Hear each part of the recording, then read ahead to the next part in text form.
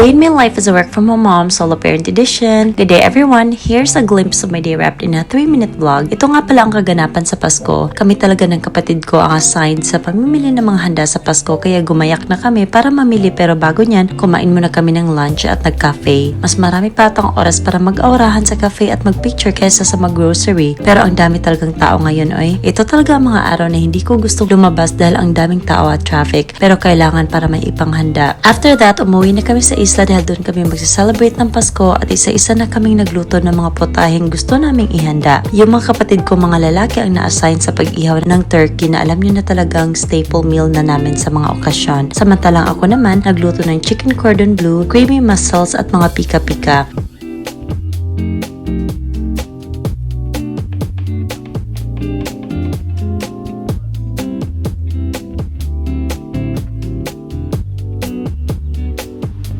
So syempre magta-transform na tayo dyan from Haggard to Disney Princess ang peg natin. Kapag Pasko at New Year, may mga theme talaga kami at color code na susuotin. Ngayon, red naman ang napili naming kulay. I just plated the chicken cordon bleu at tinulungan rin ako ng sister ko to make the mango float. Ako na lang ang nag-design at nakulangan pa nga sila. Kami kasi yung tipong gusto ang a little bit of everything, kaya kahit konti lang, basta maraming variety para masarap sa mata tingnan, diba? Aside sa turkey, nagluto rin ang papa ko ng pata team. Naku, ang sarap niyan sa mainit na kanin. Tapos mga pika-pika, we also had some shrimps and nachos, seafoods, and cheesecake. A little bit of everything talaga ang atake. At syempre, isa-isa rin nagpa-picture sa mga handa at hindi talaga mawawala sa eksena si Cookie, oy. Yung nabili kong scarf at Christmas hat na large, naku, naging small sa kanya.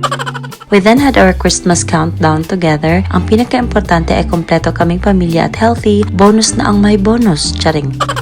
O ayan, sa pa-countdown si Cookie nonchalant pa rin. Wala siyang paki sa nangyayari sa paligid niya, eh. We then had a feast together at nilantakan na ang mga handa namin. Nakulangan pa nga sila sa hinanda ko, kay konti lang talaga, pero yung pika-pika talaga ang nagdala. Nilantakan na rin namin ang mango float. Nako, mamimiss ko talaga to. Isa talaga to sa mga gusto kong kainin kapag Pasko or bagong taon. Makagawa nga ako nito sa bahay. Nagkasya lang rin naman ang mga handa namin sa Pasko at nag-enjoy rin kami sa salo-salo na importante sa lahat. After that, we finally exchanged gifts, and in the past few years, unti-unti nang nadagdagan ang mga taong nagbibigay ng mga regalo nila. Ang sarap rin pala makatanggap ng regalo. Tama nga ang sinabi nila na the giver wants to receive too. Imot-imot ako dito, pero si Cookie ay chill lang, oy. Ang importante, busog sa Pasko, wala na siyang paki sa iba. Grabe pa yung tawa namin dahil na-prank namin yung kapatid namin na gustong magka-iPhone, pero ang binigay namin box lang muna.